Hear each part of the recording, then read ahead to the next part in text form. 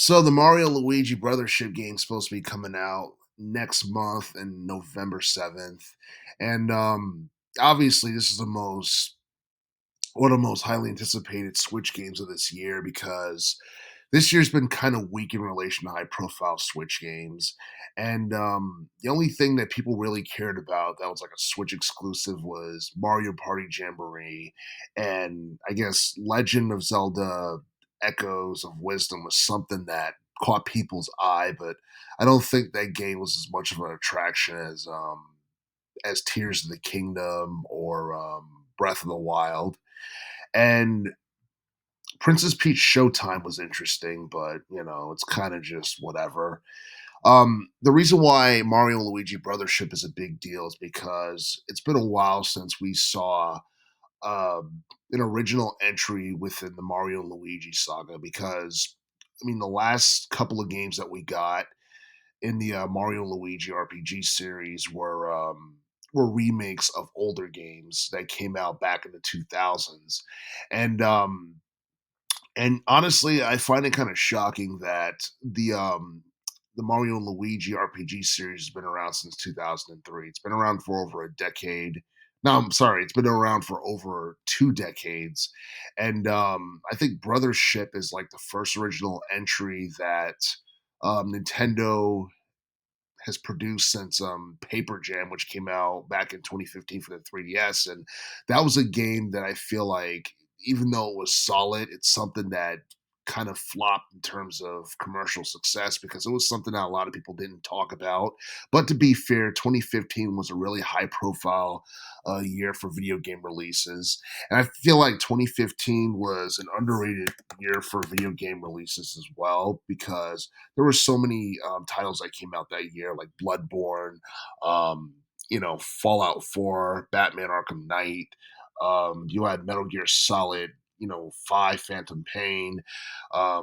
You had so many games that came out. Hell, even like Halo 5 Guardians. There were so many high profile video games that came out that year to a point where people weren't really thinking about the Mario and Luigi series, but this upcoming game is actually like considered to be really big because I think this is going to be one of the first Mario and Luigi RPG games that we're getting that doesn't involve Alpha Dream as developers because, as a lot of people know, Alpha Dream was the developer for the older Mario and Luigi games, like Superstar Saga and Partners in Time and Bowser's Inside Story, and they declared bankruptcy back in late 2019, I want to say, and it was like right before COVID, so at the time it seemed like we were never going to get another Mario and Luigi RPG game. It seemed like Nintendo had kind of given up on it because it seems like that particular spin-off series was not making as much money as they hoped. But you look at all the success that Nintendo has had with both Mario and Zelda games, I feel like they believe that they have enough funds to kind of make another Mario and Luigi RPG game and see whether or not it will it will catch on with casuals and whether or not it'll actually have commercial success this time around.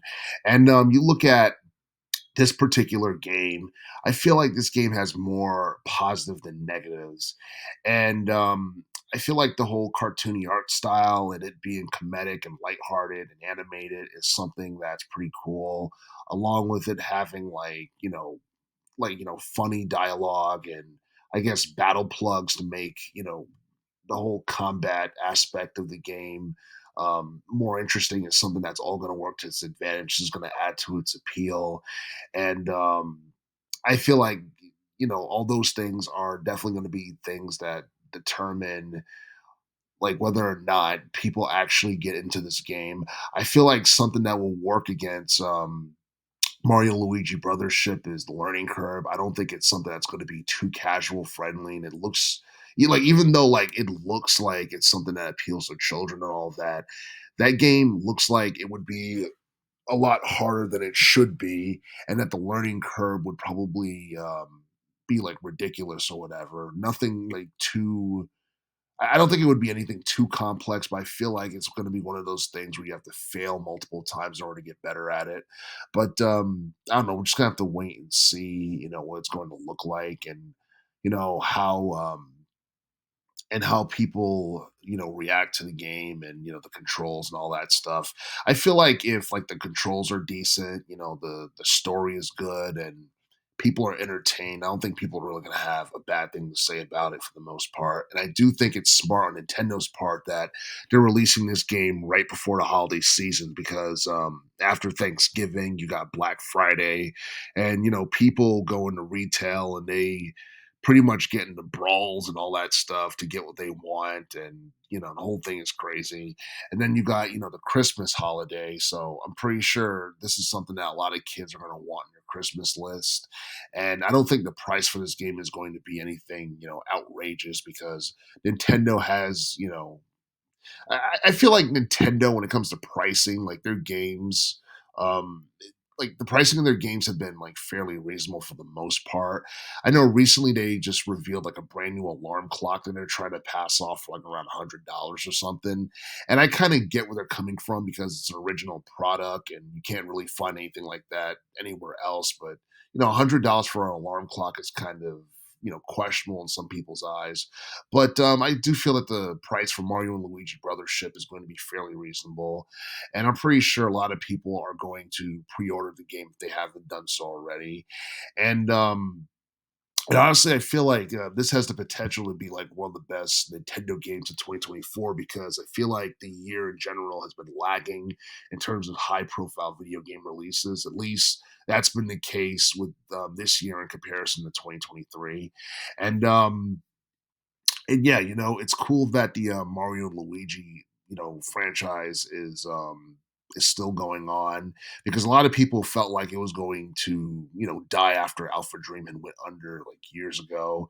But yeah, I mean, I want to see how Nintendo does with this game, and what people have to say about it, and whether or not it has a lasting appeal following its release and a high replay value, and whether or not it's going to be something that people talk fondly about years after its release.